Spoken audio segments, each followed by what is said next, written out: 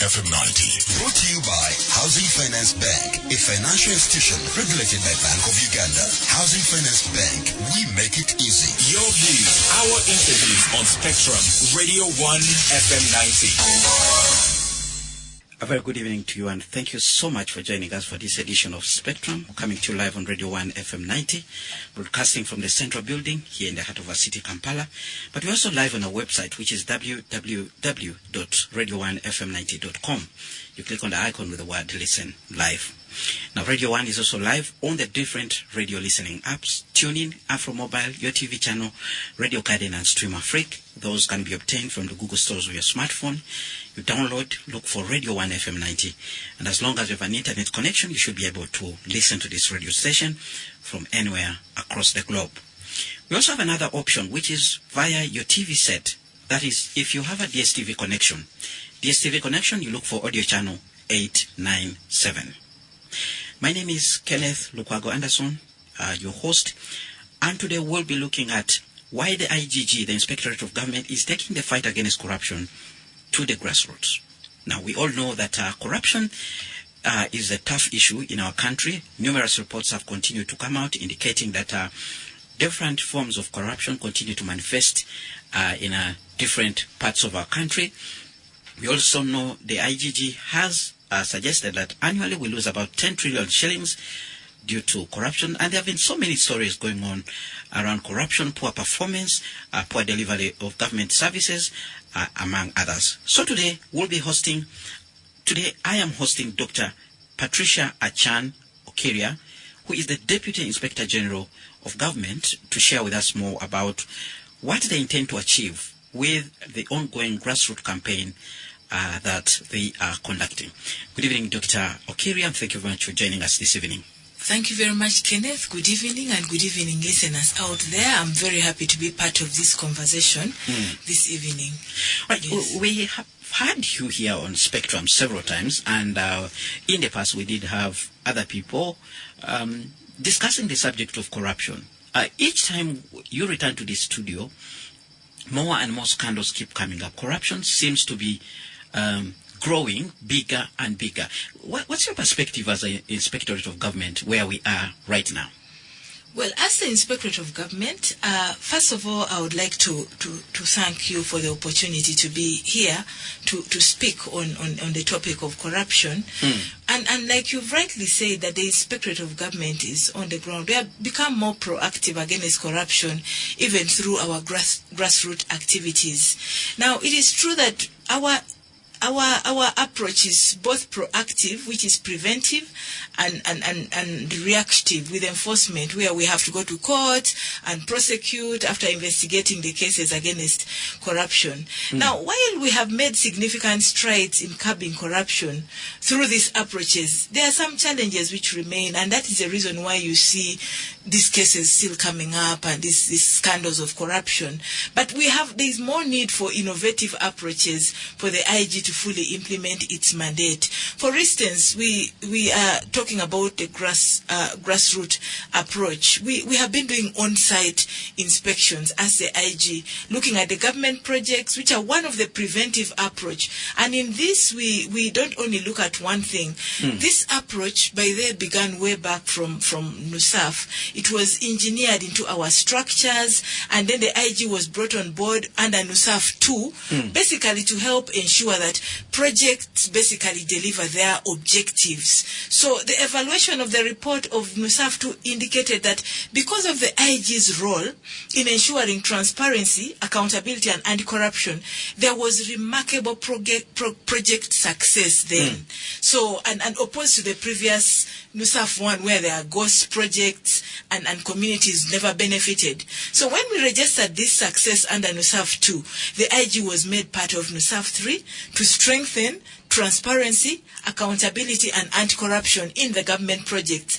And having delivered on this, TAC has now been made a deliverable under NDP3. We have mainstreamed it in major government projects such as Dr. Deep, which is operating in refugee hosting communities under GROW, even the Greater Kampala metropolitan area. You have had me making noise in Mbarakabale and Tungamo, over USMID and even Soroti and Lira recently, building on the lessons which were drawn basically from NUSAF. So because the IG has registered success in this area, we are taking the war against corruption to the people, the citizens. And under TAC, we have got the community monitors. What is TAC? You keep on saying Transparency, accountability, and anti-corruption. Okay. So the approach of on-site visits and inspections is basically a component within the TAC strategy. And I can proudly report that it is working, and you can trace even our footprints as the Inspectorate of Government, because we have delivered already 95% of the project success, and we have been working close with Office of the Prime Minister. Of course, we have had challenges, like you've hinted, that corruption is still happening. Yes, it does happen even within Dr. Deep, and we have success cases we have investigated and prosecuted and even recovered some money from mismanagement of some projects. But how do I get to know? The community monitoring groups. We have trained people down in the community, especially in the refugee hosting districts, and they are basically on the lookout. They raise a red flag where they see projects being mismanaged, and they report to us, and we swing into action. So the IG is on ground. But what has triggered this effort for us to run to the community? You see, as a nation, the country loses a lot of money. You rightly mentioned our reports and findings on the cost of corruption, where we estimate to be losing approximately 10 trillion annually. So as a nation, Uganda faces significant challenges with corruption, which is costing it a lot of money. And that study basically established the cost, and that money can do a lot for this government. So we see government invests a lot of funds in the projects, and for some of these, they're either grants or loans, and this involves large sums of money. So over the years, we have made observations that there's a lot of hemorrhage which occurs down there in government projects, and we need to basically deal with that hemorrhage of corruption. And that is why the IG has taken very keen interest and engineered an approach to help us squarely deal with corruption at the project level, so that our people get value for money, so that the people get to benefit the full intended objectives of these projects. So there is need for quality service delivery, and that government should be able to deliver on its mandate, so that the ordinary person whom we keep calling Omuntu wa bulijjo is able to benefit.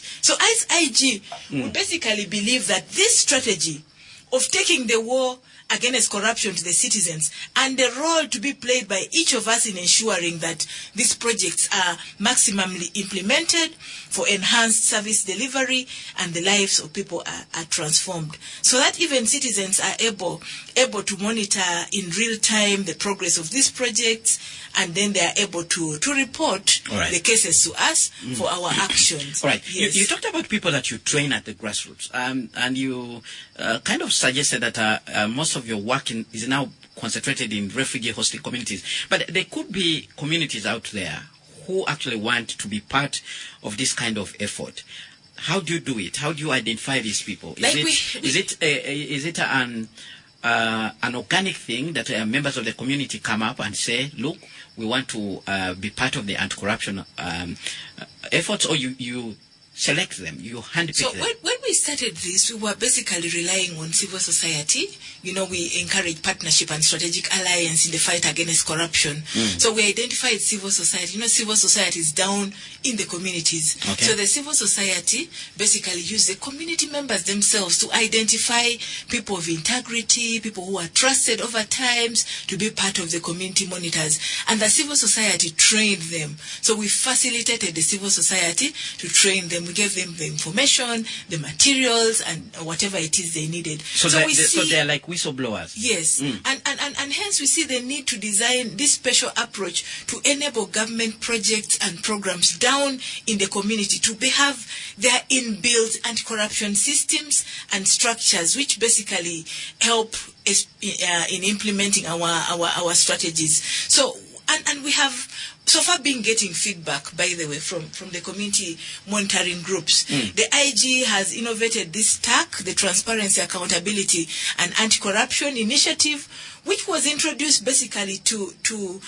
preempt or combat corruption before it actually happens and ensure transparent and accountability in service delivery. So when TAC commenced this transparency, accountability and anti-corruption, we looked at it as a framework which has an integrated application of interventions, because we do preempt, we prevent, we identify, we monitor, and we also mitigate the corruption-related risks therein. So it helps us to do like detection and quick fixing. So the community monitors report to us, and we take action, we investigate and quickly fix. Sometimes it helps us save colossal amounts of money. Like Kenneth, there was a time someone was stealing money, 1.2 billion, from the project account, putting it in his account. I actually wanted to ask you. Brought it to our attention. I actually wanted to ask you, from your field visit and this effort that you are undertaking, how is corruption manifesting itself at the grassroots? What exactly is happening? So from the field visits, when we do on-site visits, first of all, we look at on-site visits as the third component under this transparency, accountability and anti-corruption. And this is the practical manner in which they are done. We review the project documents, which include the work plans, the budgets, the disbursements, the minutes of the meetings, and we also look at the enterprise appraisal processes and procedures. We look at the bank statements as well, and progress reports and policy communications. So we then get to have interviews with the stakeholders. We do site visits and see actual progress of works on the ground. And then we also look at the stakeholder engagements. We bring them on board so that we get feedback from them on all the activities. And then we issue reports to the concerned authorities, such as accounting officers, to implement our directives from the findings. Sometimes we have issues of delays. So we issue directives there and then. I say, in 2 weeks' time, I need this report. I need an update on this. In 2 months' time, I expect that you will be winding up this project, and we're looking at quality, we're looking at timelines, and we're looking at value for money, and service delivery in the overall. So in view, when we look at these processes derived from our tax strategy, they basically compose, or they have 4 elements or components. This is sensitization and awareness, citizen engagement in tools such as community scorecard. Then we also do monitoring and inspection. And then finally, enforcement. Here in enforcement, we're looking at investigations and prosecutions and even recovery of assets. Like this story I was telling you about, we were able to recover that money and plowed it back. Today, as I speak, the money was used for its intended purpose. 2 months ago, I was in Lamore in Parabek, and I saw what is on ground. And then we keep getting very good feedback. The feedback is very good, especially on project success, limited ghost projects, and then we have had some projects that would have been delayed and now completed within the project time. I'll give you an example of the USMID in Western Uganda. You had me quarreling in Lira with technical people over delayed projects by USMID. So we have also seen improved service delivery to the people, because we have examples from the previous works, like what I shared in Lamore.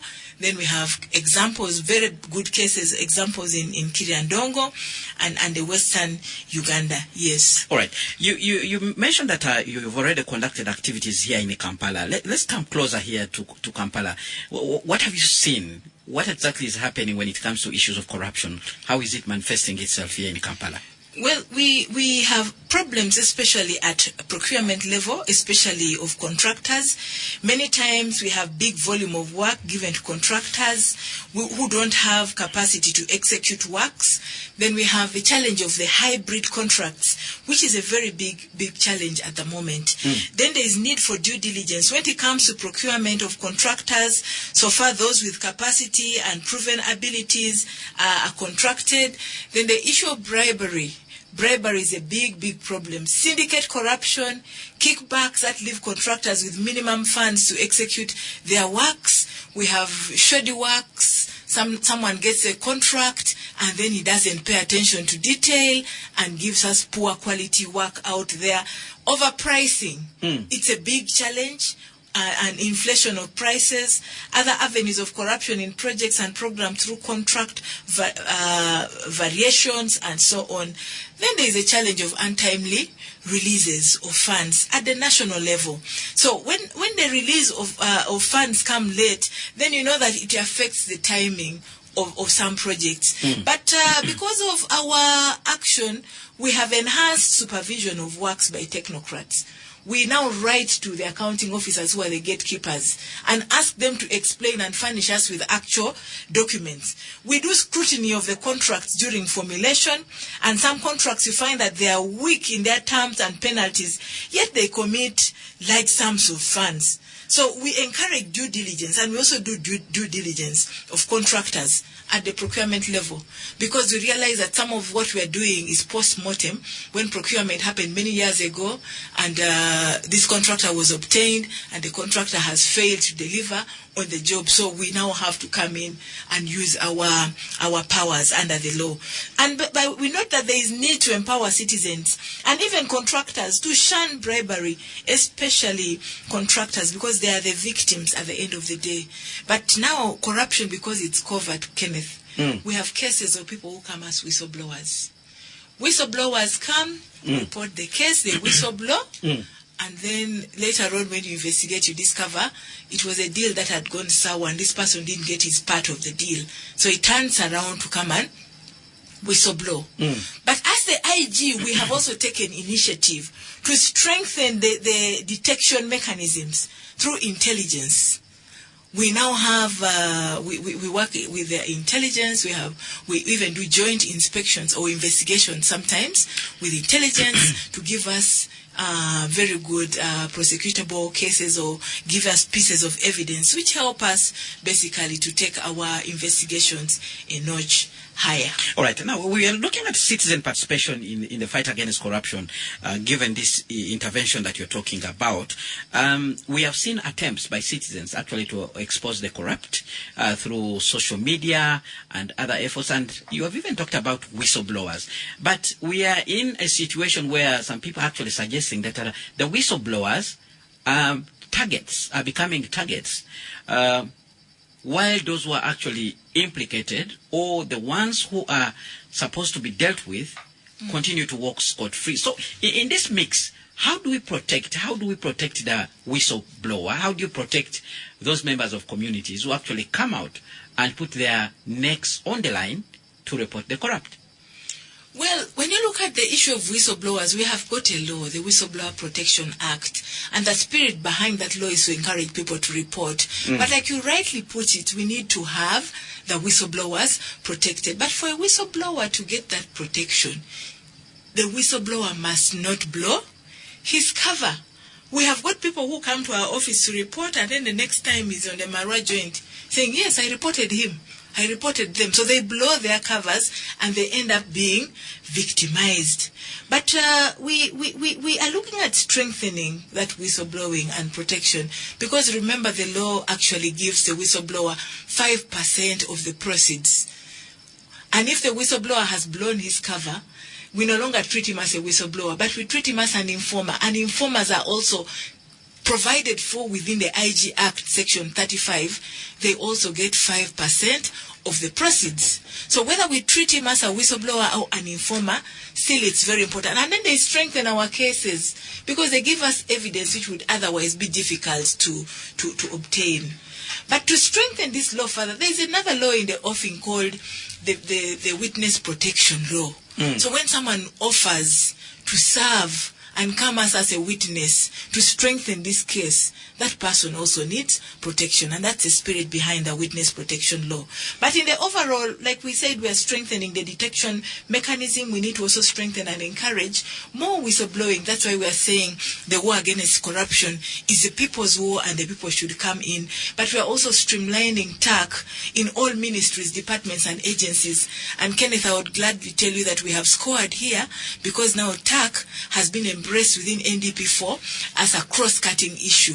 So it's going to be automatically mainstreamed within ministries, departments and agencies. And we expect each government ministry, department and agency to have its own internal mechanisms of tackling corruption, of dealing with corruption internally. Well, we are told instead of having those kind of interventions, there are syndicates.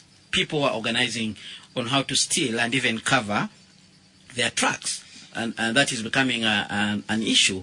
So and that is why we are saying we are will strengthening. that require a total overhaul, probably, of all government departments? I don't think so. If we up our game, if institutions are strengthened, because we have enough laws, we have good policy and legal framework to help us in this war. If we strengthen the detection mechanisms, because detections are about strengthening intelligence within our offices so that we don't wait to react to corruption in the end. We detect it even before it spreads out.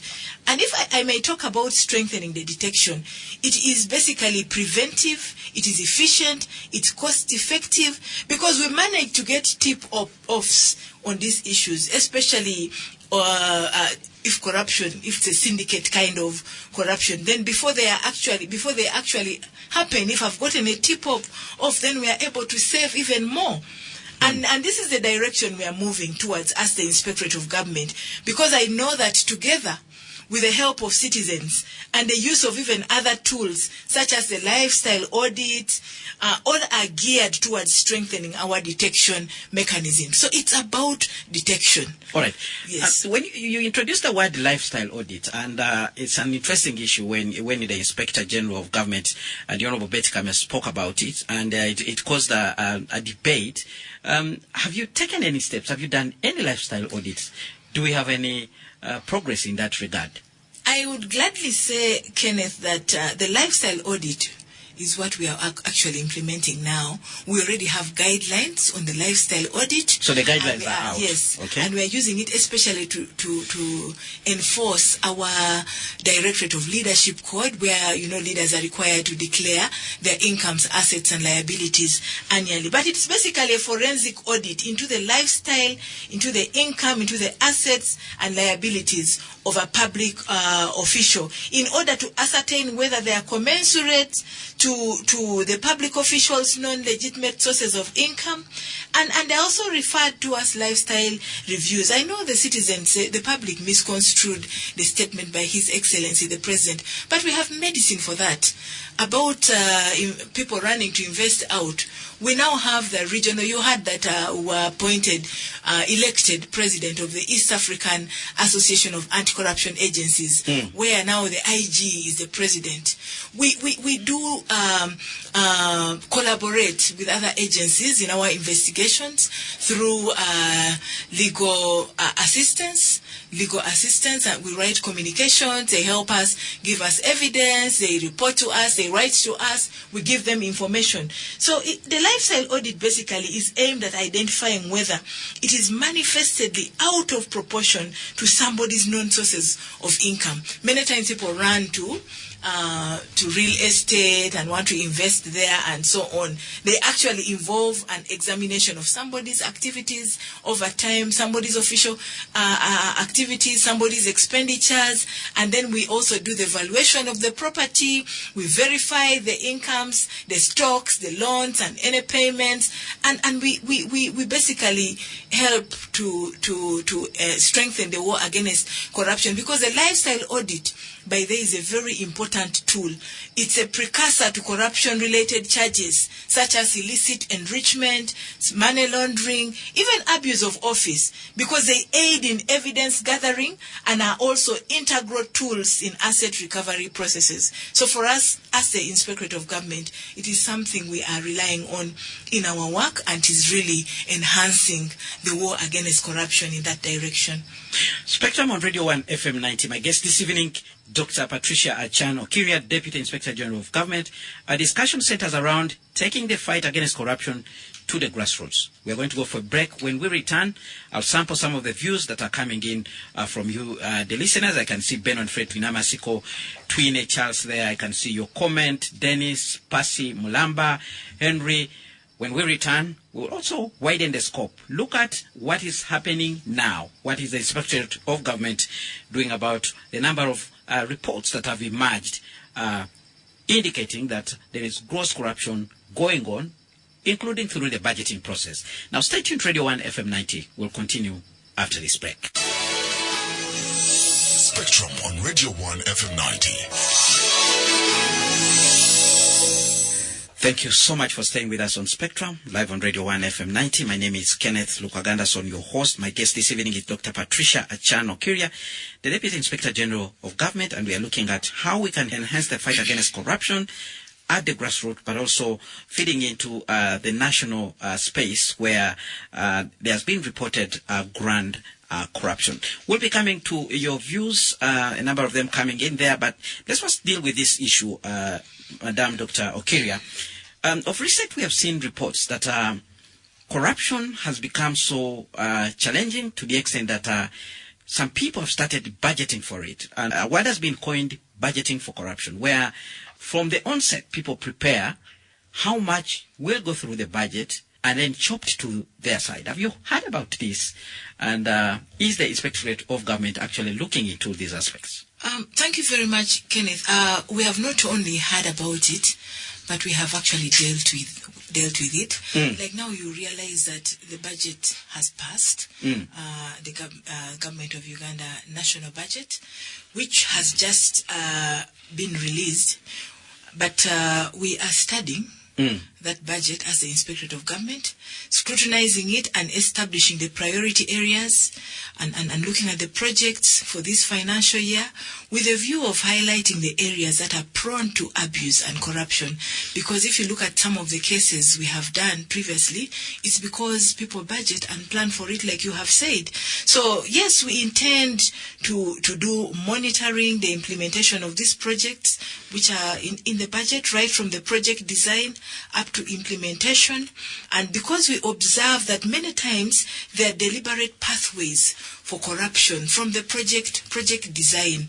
So, and we usually conduct the risk and the identification in the design so that we can quickly detect and quickly fix before mistakes are rolled out in the projects and programs. And this is how we then begin engaging with accounting officers and for transparency. Show us how your human resource, manpower in your ministry. What have you budgeted for this year? What are the priority areas and so on? So, like when you look at the PDM, when it was just rolled out, we were able to identify key risk areas and quickly fix. And in the budget, you realize there's money put aside for PDM and MYOGA planned properly. So there are many times we have to look at the command centers, what has led to the initial loss, but we are also able to recover. Like when the PDM just started, there are districts of Kitgum and I think it was Ngora, where people thought it was a cash bonanza. And we swung into action, arrested people, and caused them to return the money which was misappropriated.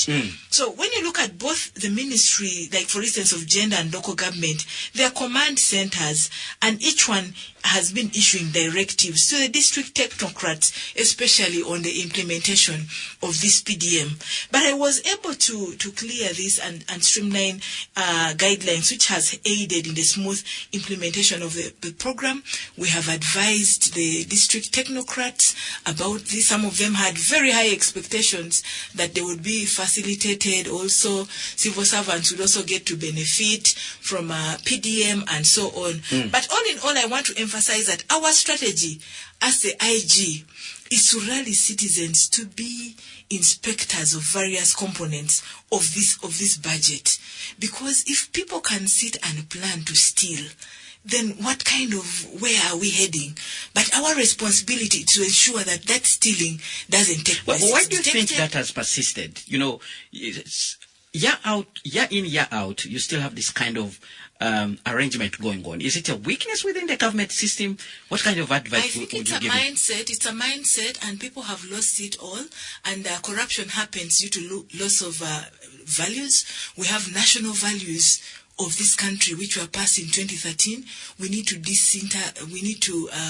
disseminate these values so that people get to appreciate them. We need to preach more of mindset change so that there is total attitudinal change. Because like now when you look at the national budget, it is something which needs to be popularized by all stakeholders, such as the civil society, who are our partners basically, so that citizens have the information on what projects to expect so that they are able to follow the money. But citizens many times do not know.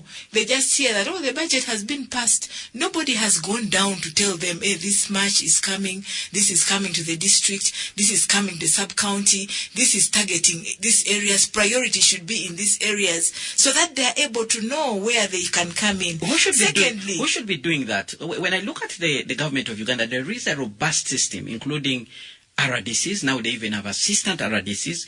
We have we have cows in the districts. We have different people, district leaders. We have MPs. We have a huge layer of duty bearers when it comes to the fight against corruption.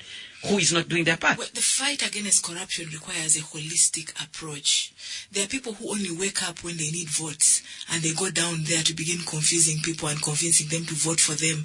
But what they need to be doing as members of parliament or political leaders and all these other leaders you have talked about is to disseminate these government programs. We are, like for instance, now I've talked about TAC. As the IG, we have set to streamline TAC in all ministries, departments and agencies, so that all departments of government have inbuilt anti-corruption structures. Now, if we have those inbuilt anti-corruption structures and mechanisms to eradicate or minimize loss of funds and disseminate it down to everybody else, I think it can have significant impact. All right. With values, national values are very, very significant. Because, Kenneth, it starts by someone stealing a rubber or a pencil from school. Today, those are the people stealing billions. You look at it and you want to cry and say, oh my God, this person used to steal a ruler. Now today he's stealing billions of shillings. And you look at this classmate of yours and you hold your head with both hands. Say, what are we going to do about this? Now, talking about billions, there's been an uproar and a call to the institution of the IGG to actually intervene and conduct some sort of investigations into the manner in which Parliament has been handling resources. I'm very sure you are familiar with the social media campaign, which was dubbed the Parliamentary Exhibition, where a number of issues actually came out. But people out there think the Inspectorate of Government is not doing anything. Well, are you looking into this issue? The Inspectorate of Government is doing a lot. The Inspectorate of Government actually looked into this and then later on realized there are so many agencies also involved, and the Inspectorate of Government decided, since this is financial, let the Auditor General's Office, which is a supreme audit organ in this country, do its part and do an audit on Parliament. And indeed, the Auditor General's Office handled. But when you look at our office, the Inspectorate basically is established under Article 223 of the Constitution, and it comprises of the Inspector General and the two deputies. one of them is myself here. In light of some of the things that are happening, we have got powers to enforce the leadership code, to investigate, to take action.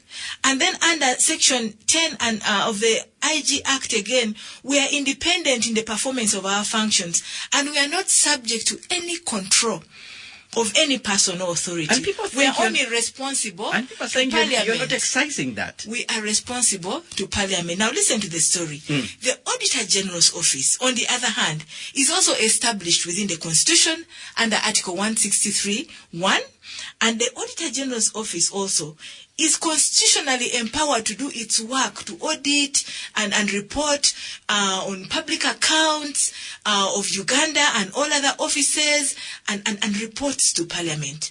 Now, when you look at the Auditor General's Office, it can audit even classified expenditure, all government investments. But so also, when you talk about what is happening in the Parliament, Auditor General's in respect to the expenditure and so on. So when we come in, Auditor General's Office is independent, IG is independent, we all report to Parliament. The so Auditor General is an officer of Parliament, actually. When you look at the setup, he's part and parcel of Parliament. And so one would say, maybe he's not the right person to carry out this the investigation. Inspectorate of Government is also the officer of Parliament, because we also report to Parliament, and we're also independent.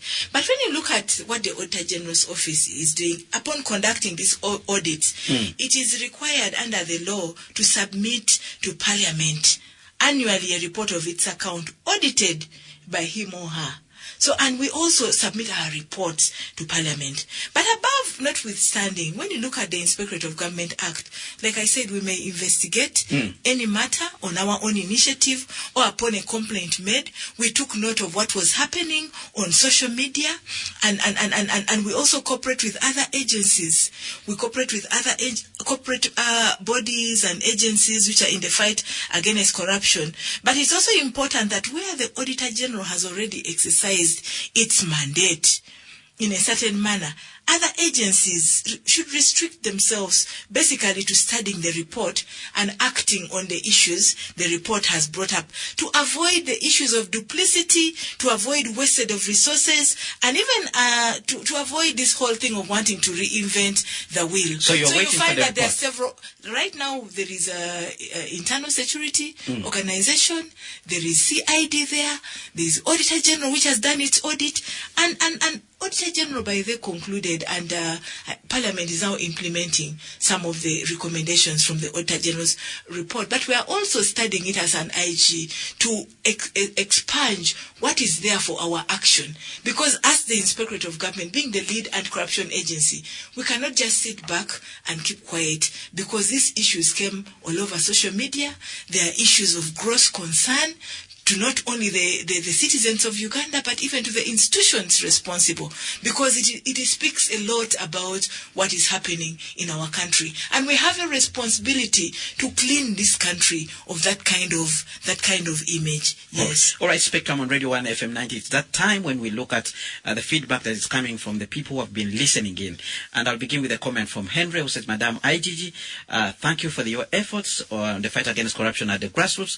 Corruption doesn't happen at the grassroots. It happens up in Parliament, protected by State House, misjudged by the judiciary, etc. Corruption isn't only financial. There is social corruption, like when IGG drives on wrong side of the road with the sirens going back home and she hasn't arrested herself. I haven't had Financial Intelligence Authority in your presentation." That's a comment from Henry there. Then we have a comment coming in from Pasi Mulamba, who says, "It is good to have the Deputy IGG here. The public is irritated and disgusted by the red tape the IGG uses in fighting corruption. We all know about the Parliament burglary and haste. Public funds in millions and billions on private bank accounts of Parliament staff. Do you need the Pope and the Archbishop of Canterbury to tell you to start your work? We have too much English in fighting corruption." That's Pasi Mulamba there with that comment. Dennis writes in and says, Please tell the officer to leave Marwa to us Marwa takers. Let them deal with the corruption syndicate in the country. He is listening to us from Mozambique. Dennis, thank you very much for tuning in all the way from Mozambique. We have another comment coming in from Joan Aliobe, tuned in from British Columbia in Canada. Thank you very much, Joan, for being with us. Following the rate of corruption in Uganda forced me to tune into this talk show today. I want to thank Dr. Patricia Achan for the great work she's doing by exposing the different faces of corruption and how it's manifested. You are doing a great job despite how challenging the task is. You have also used a good approach to put the thieves to the task. Either they pay back the money or accomplish the tasks or the projects. That's a comment from Joan listening in from British Columbia in Canada. We have a comment coming in from Twine Charles. Twine writes and says, I'm one person that believes in the current government, in the current management of the inspectorate, most especially in the way they disseminate and cause awareness to the public against corruption. My question, however, is what would have happened to the money allocated to the private partner that was given 9 billion for coffee value chain addition to teach Ugandans how to drink coffee under NUSAF, and the project disappeared in the air. And yet the IGG was given close to 5 billion under the same arrangements to ensure that the project succeeds. Can the inspectorate still investigate this fraud, or they are conflicted considering the fact that the money given was not used for its intended purpose? Can the current leadership invest themselves into this, since it appears seeming fraud that was done under the previous regime? Finally, can Madam Patricia make a clarity as to the justification of giving Monitor newspaper money as whistleblowers, yet as a fourth estate it was mandatory upon them to oversee and report any information that is of public interest under Article 2017, subsection F. Patricia is my inspiration, and I only wish her God's blessings. So I look to my boss at Patricia. That's a comment coming in from Twine Charles there. We have another comment from Benon Fred Twinamasco. I think the challenge of corruption is how the head herself was appointed to the account to the account of political corruption. Benon, please, if you can, please do rephrase this question and send it back because it's not very clear. We have another comment coming in from Rollins Hiken. The IGG one time employed school kids report about corrupt practices by their parents. The other helicopter promo by students. If a certain elite school offered an opportunity, what's happened about this so far? That's a comment from Laurencio there with that comment. And that talks to the issue of values that you did emphasize during the course of this discussion. We have another comment coming in from Abe Quizera, who says, Spectrum, good evening. The lady in studio talks of all mechanisms already in place, like the lifestyle audit guidelines, but seems like corruption is increasing day in, day out. To me, as long as we don't see culprits given the needed punishment, we won't get over it. Look, for example, Mabat thieves are out there free, as if nothing wrong happened. Which corruption are we fighting? That is Abe Quizera, listening in from Kawempe Kutanu. We have another comment from Stephen Lutaro, who writes in and says, a naked monkey cannot laugh at its kinsmen. The IGG is glaring naked to the corruption in the country. We actually need an audit on that institution before it audits others. That's a comment from Stephen Lutaro. Madam IG, I think let's first take those comments and then see if we have enough time to take more that are coming in.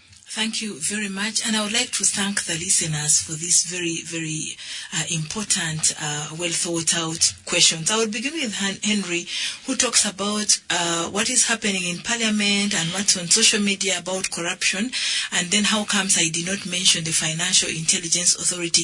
If we had time, I would go through the different institutions within the interagency. Multi-sectoral approach. Yes, there is a interagency program, coordination. Interagency forum in the fight against corruption. Well, I have mentioned about what is happening. The Internal Auditor General's Office, the Supreme Audit Institution, has done its work and its recommendations are already being implemented.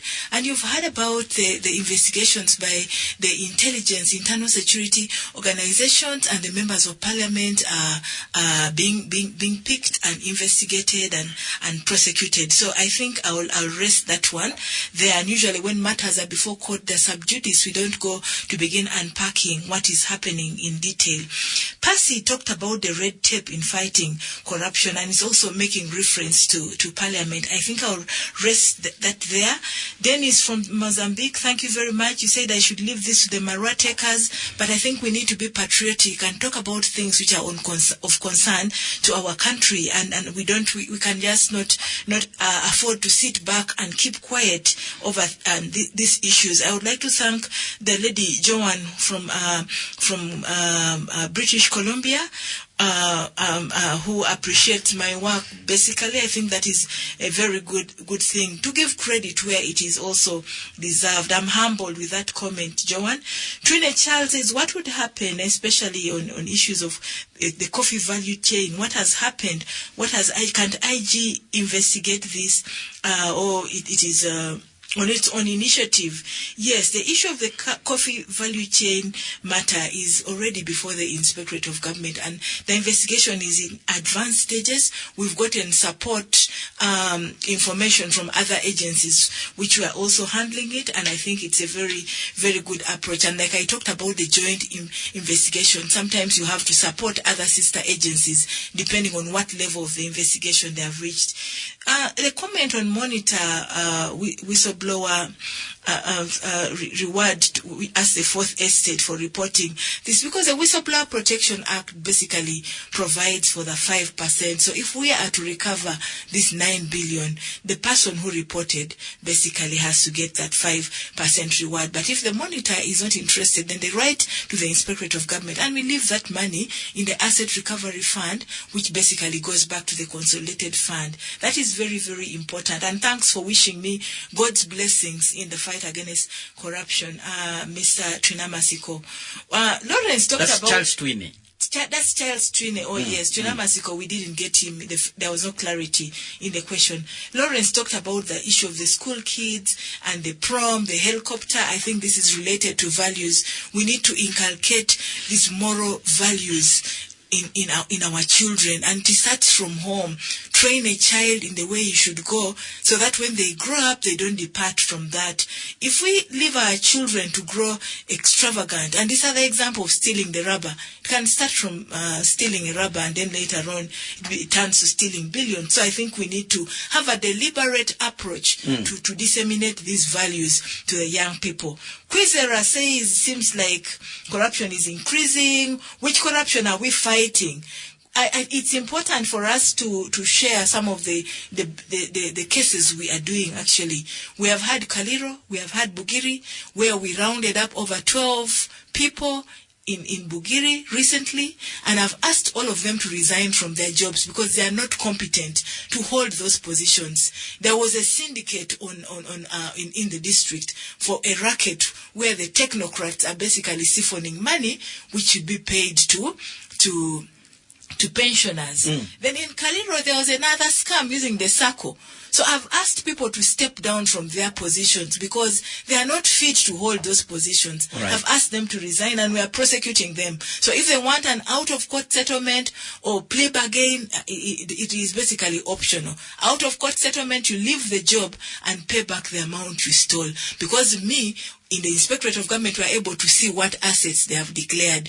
So we know that we can get security from that. Lastly, Lutalo said the naked monkey, our institution also needs... You're naked. We are naked. Our institution needs audit. Usually, we really appreciate the negative, the positive criticism, because we take them positively. And if there are areas which need improvement, we go back and improve on those areas. Thank you very much, Lutalo, because, if you're naked, then people are seeing and saying you're naked, then you think about wrapping yourself. So if there is any internal issues we need to deal with, I think it's important that you share it so that we take note as a strong point for our improvement, because everybody has weaknesses out there. Right. So we appreciate those positive comments. Sharif writes in and says, I swear to God we can't fight corruption because it starts from the State House. That is his comment there. Sharif says corruption starts from State House. We have a comment from Esau who says can the IGG say something about the UNBS saga, where the person who was given the job for executive director was not recommended by the Standards Board and wasn't even among the best two. That is Esau Turiatunga there with that comment. We have another comment coming in from, let me see. Well, good evening, Radio 1. Thanks for hosting the Deputy IGG. In Uganda, when you're talking about corruption, we feel helpless. This IGG thinks the Inspectorate of Government, I think, is just a toothless dog good at barking. Well, that's a comment there. Then we have another one from Okello, Patrick Bonyo, listening in from Busega. Fighting corruption in Uganda is just difficult. I'm sure even Jesus himself can give up. Corruption is syndicated and very rooted in society, not only in public service, but as society as a whole. However, let's join hands to fight graft. That's Patrick Obonyo there with that comment. Benon Fred Twinamasco Rising says, I think the challenge of corruption is how the head herself was appointed on the account of political favor than the integrity credentials. She knows she can be replaced in a flip of a finger. Thank you for the show. That's his comment there. Chris Kasaija. Chris Kasaija writes, thanks, Dr. Patricia Okiria, for your wonderful presentation. We really appreciate your work, but kindly speed, especially when you have details from the whistleblowers. Those are some of the key comments that have come in. So let's wrap up those and conclude this discussion, Dr. Patricia. Thank you very much, Sharif. Unfortunately, I do not speak for the State House, and I am not competent enough to address that issue. When you say corruption starts from the State House, I think there is need for clarity on that. Besides, we have a State House anti-corruption monitoring unit which could handle it if it is started from there. I think you need to share that information with Afande Nakalema, and he would take it up. UNBS saga, what did we do about it? The appointment of the new ED, and we picked interest on that as well. There was a lot we have been doing about UNBS, and investigations are almost concluded. You remember the former ED, the case of the former ED, and how it was handled. Again, I think there's still a lot for the IG to do to conclude that as well, and even the new appointment and the details of which we will be able to discuss after we have issued our report and recommendations.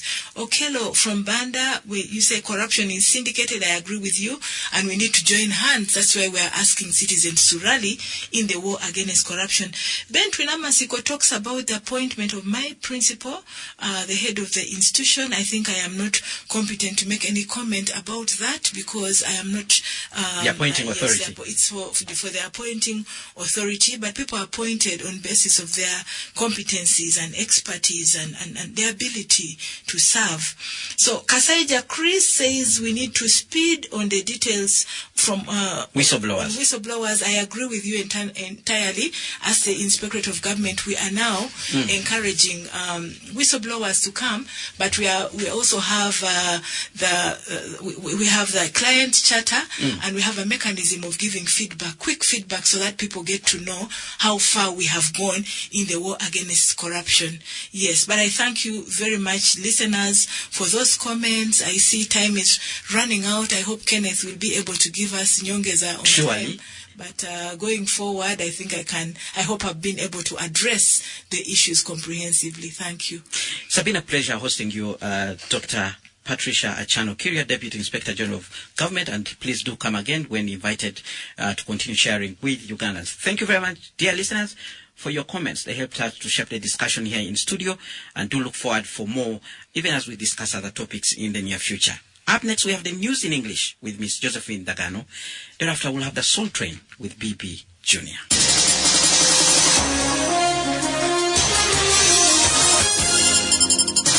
Spectrum on Radio 1 FM90. The views expressed on this show are not necessarily those of this radio station or its management.